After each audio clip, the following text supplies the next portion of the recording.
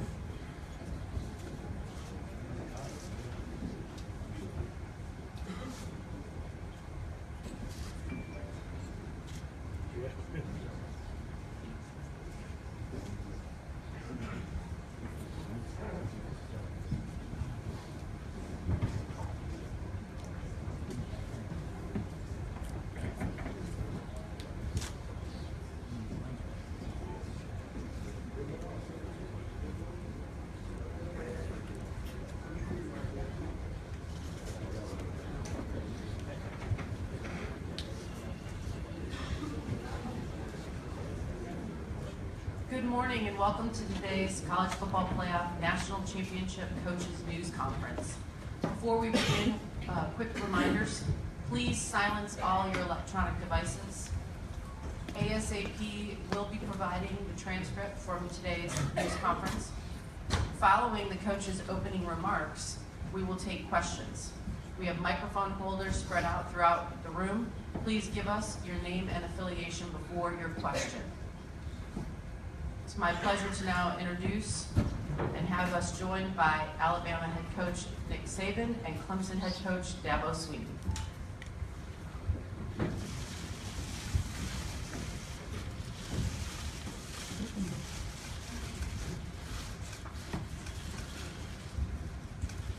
Coach Saban, we'll start with opening remarks from you.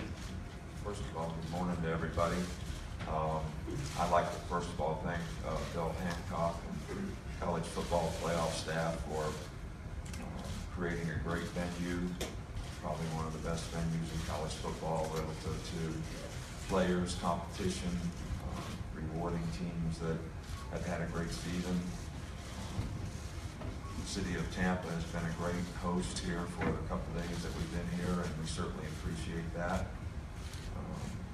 I know both teams have worked very hard all year and certainly very deserving to have the opportunity to play in this game, and we certainly look forward to it. I appreciate the effort that our team has put in from the very start of the season, all the way through the season and the off season to give themselves an opportunity to have a chance to play in this game against a very good Clemson team. Coach Swinney, your opening remarks. Yeah, I just congratulate Coach Saban and University of Alabama for just another great year. I told him back in March that we'd see each other in Tampa again, and kind of need to be here, but what a phenomenal job they've done.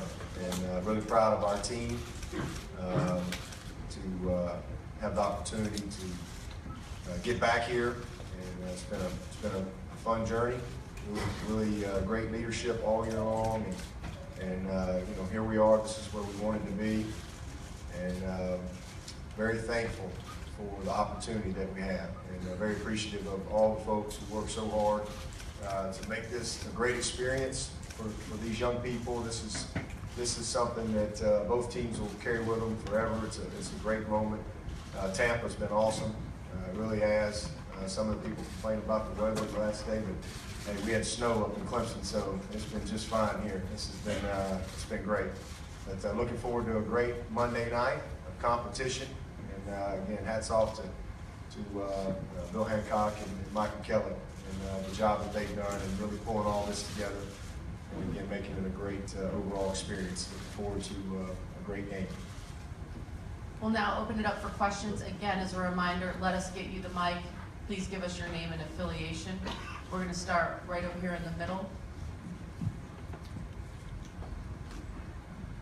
Morning, guys. Rick Carley, Fox 6 in Birmingham. This is to Nick. Do you expect Dabo to maybe pull off any surprise plays against you tomorrow night, maybe perhaps an onside kick? Well, look, Dabo does a great job. They have a great coaching staff. They've done a great job of recruiting a lot of good players, and they've done a great job of developing those players. And systematically, what they do on offense, defense, and special teams are very, very challenging. And I think that we need to be ready for whatever might happen and whatever the situation might be. And but I think even without any new wrinkles, it's been a very challenging week for us in terms of our team getting ready for what they do, because they do a fantastic job. We're going to stay in the middle over here. Next section over. Tommy Dees, Tuscaloosa News. Dabo, you just said that you told Coach in March that you'd see him here. What did each of you think you had coming into this season when you looked at your team, back before the season began? What were your concerns, and how do you think you've overcome them? Well, for me, I felt like that we're a young team. We've got about 22 seniors and juniors on our roster. We're mostly a freshman, sophomore roster. Played a lot of freshmen last year, so I knew we were going to have a very strong sophomore group.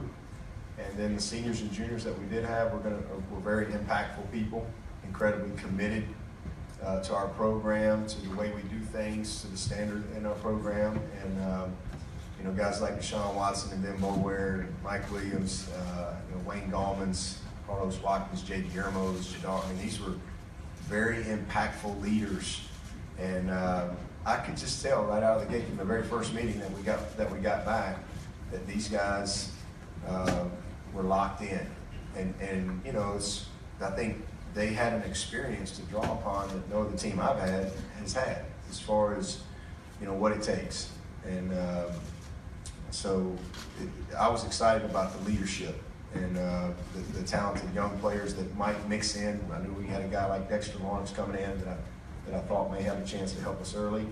The chemistry that I saw develop in the spring and carry over into the summer, the accountability. So those are things that I was excited about, but most of all, Deshaun Watson. I mean, I felt like he was the best player in the country coming back, and the type of worker he is and leader. You always got a chance when you can surround a great quarterback with a good cast. And, that's the biggest question, was whether or not we were going to be able to pull it all together defensively, because we did lose 7 or 8 guys to the NFL. But I'm proud of these guys, because we got it done to get here, and we'll try to finish. Stay here in the middle. Leo Haggerty, Night Sports Production and Sports Magazine here in Tampa. Coach Swinney, when we talked this year, you talked last year how the way the bye week and the scheduling was, you came in a tired football team. The bye week this year, the scheduling helped you a little better? Oh yeah, there's no question.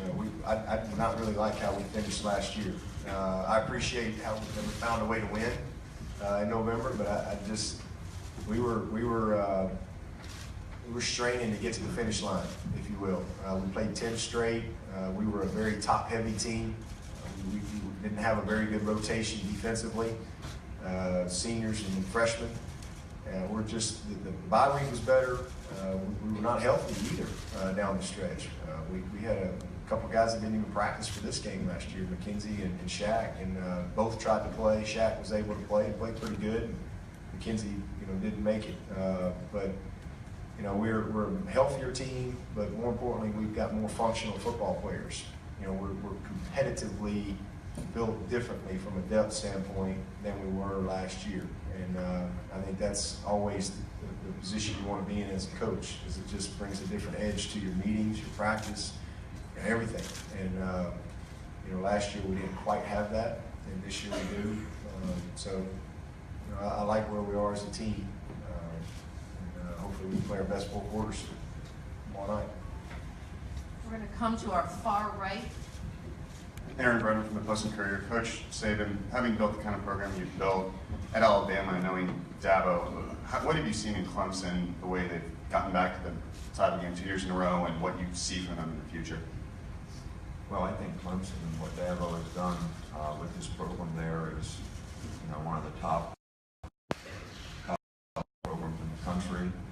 They do an outstanding job of recruiting. They do an outstanding job of coaching. They do an outstanding job of developing players. And I can't tell you how much respect we have for the job that they do. And I think it's reflected in the way they play on the field, the success that they've had, the consistency and the performance that their team has shown. whether it's offense, defense, and every phase of the game. So I think this is one of the top programs in the country, and certainly is reflected by the success that they've had on the field. And it's no surprise to me that you know, they are where they are relative to last year's team and this year's team. We're going to go all the way over to the far, far right, standing in the back. Back here. Good morning, Dabo. Nick, Bill Roden from ESPN's The Undefeated. I just had a question for each of you. You each have very diverse coaching staffs. And I was wondering, do you think in the next 10 to 15 years, you're going to see a larger group of pool of talent? Since there are so many young, black players coming in, do you think you'll see a larger pool of talent coming into the coaching ranks, head coaching ranks, and sort of what do each of you do to sort of encourage that and mentor that? Well, we've always tried to have programs inherent with our staff relative to creating opportunities for diversity, minorities. I think it's really, really important that your coaching staff represents and has the role models that a lot of these young men actually need and can be helpful in their development of helping them be successful as people, as students, and as players. So we have created a lot of positions, and I think sometimes to the point where a lot of administrators, say, why do you need all these people? And whether they're interns, graduate assistants, people that you can develop in the program so that they can gain experience and knowledge and come up through the ranks, I think it's very important that we make a commitment to that. And the way our rules are in the NCAA relative to only having 4 graduate assistants allowed on the field other than your full-time staff makes it a little more challenging to have an opportunity to do that. But I think it's really, really important that we all do that. Yeah, I agree with that.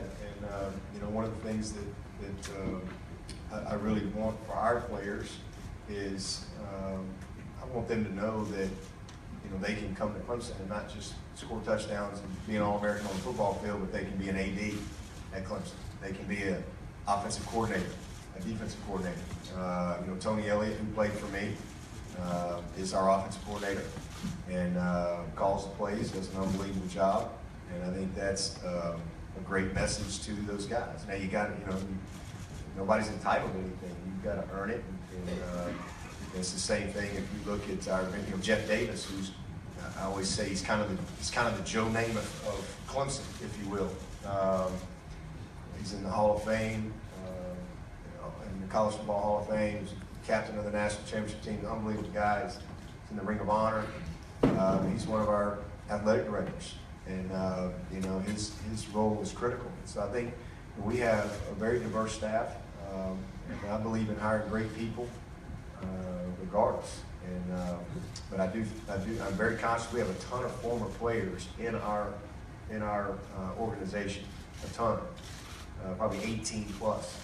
And I think that's a great message for our team. Whether, again, the same thing, it's great when you have opportunities, whether they're GAs or full-time coaches or player development guys or whatever, but to create these paths for them to grow and nurture them so that they have opportunities to be great coaches or whatever it is that their path is in this business. Right over here on to your right in the middle. Stuart Mandel from Fox Sports for both of you. The turnaround from the semis to the championship this year was 2 days shorter. What adjustments did you have to make, and how does it compare to a game week during the season? I think that this year's turnaround was probably a little closer to what a normal regular season would be relative to the number of practice days you have for a game. It's more challenging preparation that way.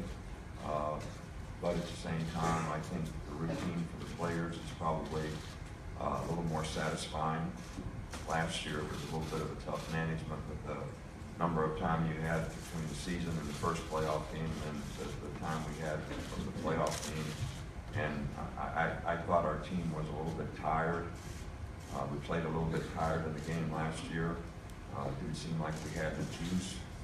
Maybe we practiced a little bit too much. Maybe it was just a little bit too much for them. Seems like this year, because the games were close together, that really wasn't as much of an issue. I agree. I thought we had great prep for Ohio State. We actually had a couple extra days built into that schedule, and it just seemed, I think we managed that very well. It was a little bit more of a challenge for us as coaches because last year we did play on Friday down here in the Orange Bowl, and we just kind of had a day to get back on Saturday, get situated, and then we had a full day Sunday as a staff to kind of get going, brought the players in on Monday. It really didn't change much for the players as far as, they still came back on Monday, but the big difference was we played on Saturday night. We did not get back until between 9 and 10 o'clock Sunday night. So coaches, we had to kind of make the play in our office, if you will, coming back. Players were able to sleep and rest, but I think it's been good. I think at this point, less is more. These guys just prepared almost a month for one game, and the biggest thing is getting these guys mentally and physically ready to go. You study the opponent, and you try to put a good plan together, but we pretty much have treated it like a normal week, and tried to be smart with the amount of time we've spent on the field. Take our next question from one section over in the middle still. Chase Goodred with NFL.com. I wanted to ask both of you about the new agreement between the AFCA and the NFL, where a handful of underclassmen are going to be allowed to participate in pro days in the spring. What kind of impact, positive, can that have as far as the draft committee providing better draft grades and helping those players maybe make a better decision in the winter when it's time? I'll give Coach Saban credit for that, because he actually called me, I guess it was maybe back in the spring, and we actually he put together a conference call, 4 or 5 coaches, and because there were some issues and some problems, and he can speak to it in a little more detail, but it was frustrating. It was frustrating when you have a young man that gets a second round grade and he doesn't get drafted. Or it's frustrating when you have a guy that gets a 7th round grade, comes out and goes to the 2nd round. The consistency in the evaluation, it was an area of concern for us as coaches. And then from the NFL side, it's like, well, we don't have enough time to get the amount of information. And so, Coach Saban kind of spearheaded that, and to where, okay, let's let them come in and do some evaluation as juniors.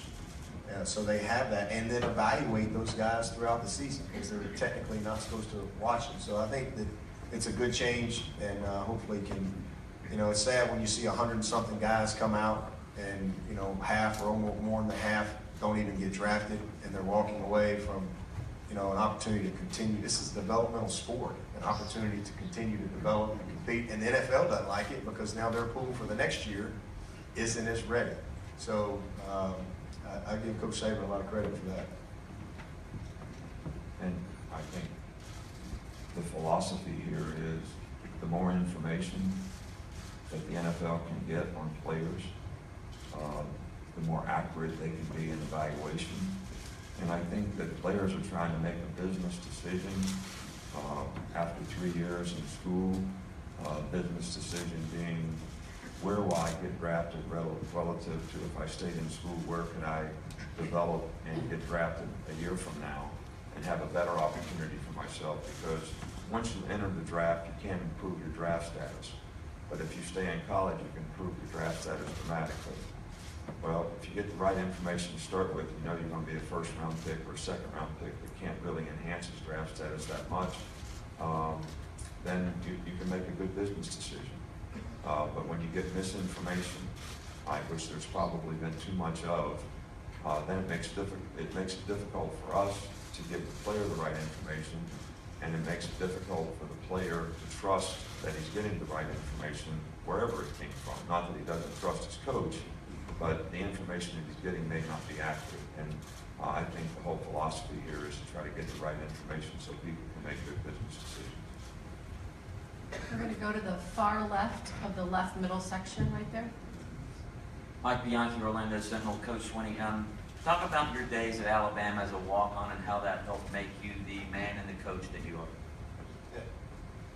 Well, I always tell everybody I was a crawl on. I was one notch below a walk on. I crawled on the field out there. I had to go through. They didn't just like invite me to come out. I had to go through Rich Wingo's weight room program.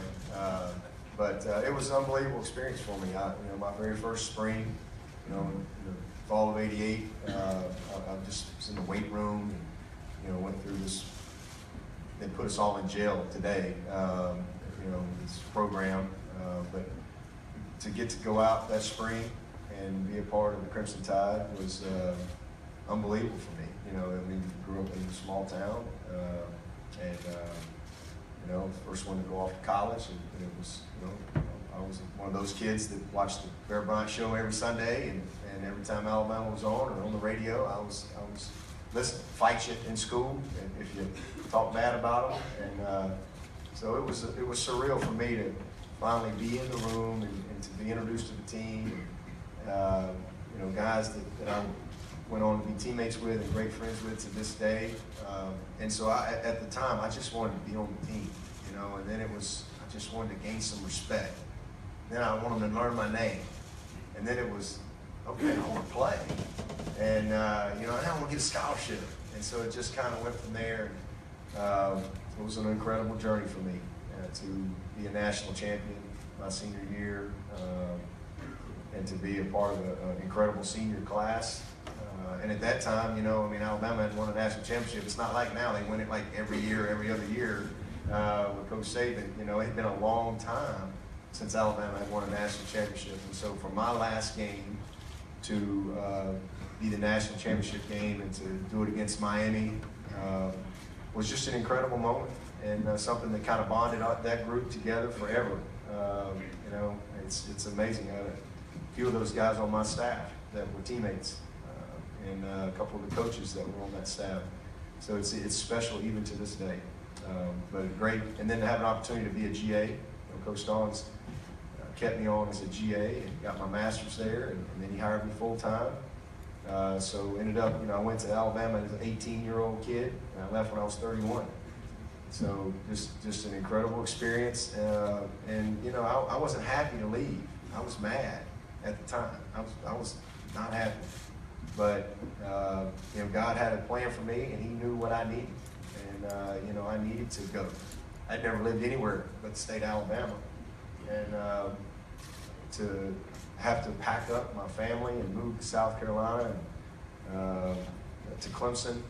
It was great for my family, and the grandparents didn't like me very much, taking all the kids away, but it was a great opportunity to kind of have a new chapter and learn different things and be exposed to different things. And now I just finished my 14th year at Clemson, so it's been a blessing all the way through. We're going to stay on. I'd like to add something to that because I think Dabo has done an outstanding job of managing the situation that he's in a very competitive program that he's done a great job in. But he has also been very supportive of his teammates that he played with at the University of Alabama. Coach Stallings, Coach Stallings does a lot to try to raise money for Rise. Dabo comes back. We both sort of try to do everything that we can do to support that and help that. So he is.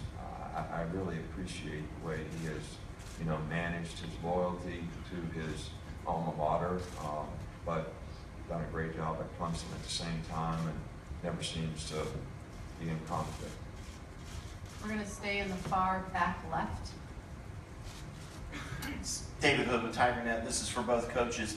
There's so many distractions and media opportunities in both playoff games. When you walk off of this podium today, what sense of relief will you feel, or how much relief will you feel that the talking for all of the playoff is finally over and you can just go back to your teams and your coaches and finish up your preparations for a bowl game? I don't know that you really feel any sense of relief. I think that what you do, what the media does, creates a tremendous amount of interest for college football and college football players. And I think that's what makes this venue a great venue for the competitors and the players that are in the game. So this is a part of it that sort of goes with it, and it's an important part of it. So I, as much as you all think I don't like the media, I respect what you do and think it's important that we do a good job of trying to help you do your job, because you do a great job for the fans in reinforcing what the players do and creating a lot of interest for our game. So yeah, do we like to focus on the game? Absolutely. That's what coaches like to do. That's what competitors like to do. But so I don't really feel any sense of relief. I'm sort of glad to be here. Yeah, I'll second that. I like structure. I like structure. I like to be organized. And you know, when you get into this, you know, I spend a lot of time with the itinerary. And as long as I know, like this, I can kind of compartmentalize. Okay, this is what we're doing right now. And I just believe you try to be great where you are, man. And I'm very thankful to be here. I just tell you, I'm not real excited about playing Alabama tomorrow night, but I'm very, very thankful to have the opportunity to be here. And it's one of the things I try to tell our players, you know, and having been a part, this is my third national championship experience, you know, we all know how time it's just gone. And, you know, I think it's important that you breathe a little bit and that you enjoy it.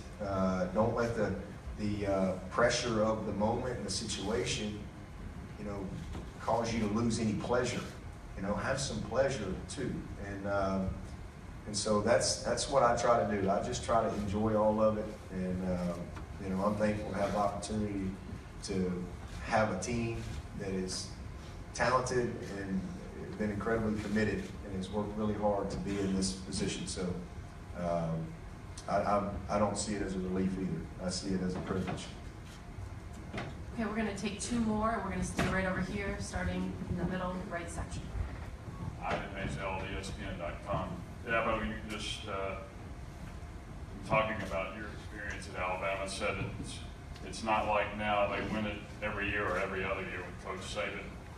You've said you're a college football fan, and you clearly know Alabama, but can you give a sense of what Nick has accomplished in the history of the game? I mean, I've never seen anything like it. I mean, obviously, I grew up, Coach Bryant was a hero of mine, and know about everything there is to know about Coach Bryant. But with what Coach Saban has done, the amount of championships in the span of time, you know, with scholarships, and I mean, it's just incredible. I mean, I really have no words, because it's really hard to do, and I just think that that's a credit to his you know, it's just like us. If we can win this thing tomorrow night, it's not like it's our final destination, like we just, you know, hang up the cleats and walk away. You know, you're always trying to get better, and that's what I give Coach Saban credit for. He's worked really hard. Every year is kind of that season of its own, and you have your challenges, and it's a journey of its own. But to be able to regroup and create that edge and meet those challenges, continue to manage your staff and your roster and compete at the highest level, I mean, it's just unbelievable what has happened. And, you know, he came there. You know, obviously Alabama was kind of in a state of flux when he got there. Almost went with it, actually. But he has brought a system and a philosophy, and it didn't take him long to get it in place. But he's changed college football. I mean, he really has been a pioneer and changed a lot of the way things are done in college football, in building infrastructure, which I think are great, because now you have young people that have a lot more resources. They have a lot more people trying to help them be successful. So just incredible, the run that they've had, no question. We're going to take our last question right over here in the same section, 2 rows in front. Kirk Bowles from the Austin American Statesman. Nick, if you had your pick of any team to play in the championship game tomorrow, would Clemson maybe the last team you want to play? Well, I think that based on competition, competitors, you want to play, you should expect to play the best team if you're going to compete for a championship. And I certainly think that Clemson deserves to be here, and I think they're the best team, and I think our team deserves to be here, and they've done a great job all year to beat a lot of good teams, to have the opportunity to get here as well. And if I was going to pick who the 2 best teams are, I would say the 2 best teams are here.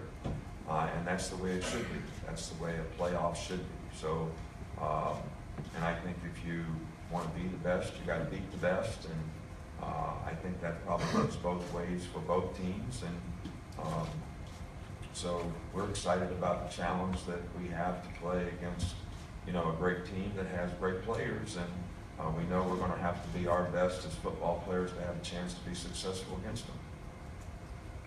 That concludes the news conference portion of today. We're going to ask both coaches to please stay up there while we're getting the trophy ready for the photo opportunities. I will remind you that we will start with the risers in the back and all the ENG, allow them to have a minute to get some footage, and then we will go ahead and transition down to the front where our still photographers can get their photos as well. So again, please stay down for a minute while we get the photos and the video from the risers, and then we will give plenty of time down in the front for our still photographers.